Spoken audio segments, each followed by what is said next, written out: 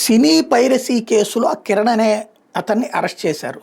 కాకపోతే వాళ్ళు చెప్తున్నటువంటి దాంట్లోనే ఓ అయోమయం. అతను 65 సినిమాలు షూట్ చేశాడట, రికార్డ్ చేశాడట, అమ్మాడట, మనీ క్రిప్టో కరెన్సీలో తీసుకున్నాడు, లేకపోతే ఇంకో మార్గంలో తీసుకున్నాడు. దాంట్లో అయితే అభ్యంతరం లేదు, తీసుకున్నాడు అన్నమాట వాస్తవం. షూటింగు సినిమా థియేటర్ల వాళ్ళకి తెలియకుండా జరుగుతుందా?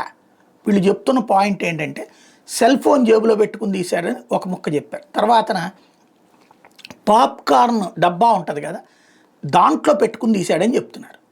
సాధారణంగా మనం పాప్కార్న్ డబ్బా అక్కడ పెట్టుకుంటే దాని లోపలికి అక్కడ అందరు ఎదురుగుండా ఉంటుంది పాప్కార్న్ డబ్బా. ఆ పాప్కార్న్ అంతా పక్కకి పోసి అందులో ఈ బెజ్జం పెట్టి ఇట్లా తీయడం అన్నటువంటి అది ఒక సినిమా. అది ఫస్ట్ ఒక సినిమానే తీశాడు, రెండో సినిమా తీశాడంటే అర్థం ఉంటుంది. 65 సినిమాలు దాంట్లోనే పెట్టి తీశాడంటే ఎట్లా సాధ్యం? ఎందుకంటే బయట నుంచి పాప్కార్న్ డబ్బా లోపలికి పోనీయరు కదా, ఆ థియేటర్లోనే పెట్టాలి. ప్లస్ అందులోదంతా తినేసి ఇది పెట్టాలి. ఫస్టే తినేసేసి పెట్టినా ఆ మొత్తం వర్కౌట్ అవుతుందా అనేది డౌటే. కాబట్టి ఇతనే చేసి ఉండొచ్చును. ఇతనికి థియేటర్ల వాళ్ళ సహకారం ఉండకుండా సాధ్యం కాదు. థియేటర్ల వాళ్ళని కాపాడడానికి ఇతన్ని ఒక్కడనే బకరాన్ చేస్తున్నారా అన్నది తేలాల్సి ఉంది.